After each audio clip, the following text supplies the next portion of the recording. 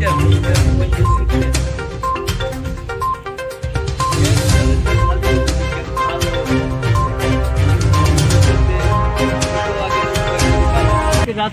খবর পাইছি আমার যে প্রজেক্ট ম্যানেজার পিকন ইন্ডিয়ার সোনম কুমার দেবর্মা উনি আমাকে ভোরবেলা জানাইলো যে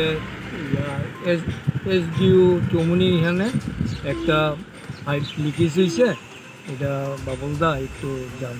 তো আমি সাথে সাথে আসলাম, আইসা যে সেন্ট মানে দেখলাম কেরোসিনের যে মানুষের কিন্তু বন্ধ আদৌ এটা ওই গ্যাস পাইপের থেকে এটা বাইর আমাদের জানা মতো। তার সাথে সাথে আমি 2-4 জন এই বর্তলাতে লোক আনলাম, আইনা দেখি এটা চেক করে কী হয়। তারপরে কিছুক্ষণ পরে এটা দেখলাম এটা আদৌ কোনো এক্সট্রা কোনো মাটির নিচেতে মানে কেরোসিন বেজে না। যে 11-12 যে পাইপ লাইনটা হয়েছিল, এই যে গ্যাস লাইন এটাই একটা কোনো জায়গাতে হয়তো লিকেজ হয়েছে।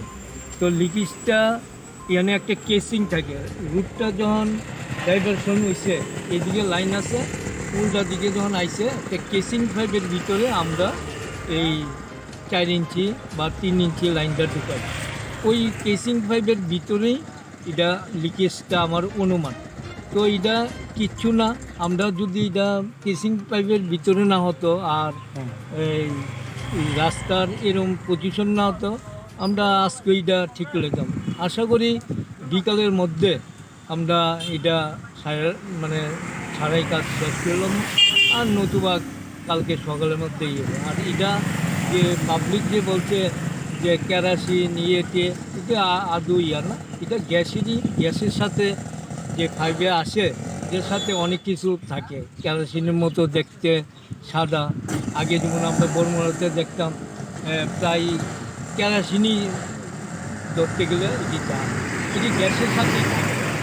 তো তারপরে গিয়ে যে এডিবিতে একটু রিভারিং হয়, তারপরে না মানুষের বাড়ি ঘরে দেয়। এটা আসলে ওই কেরোসিন না, এটা গ্যাস পাইপলাইনে গ্যাস যে যায় এটাই একটু লিকেজ।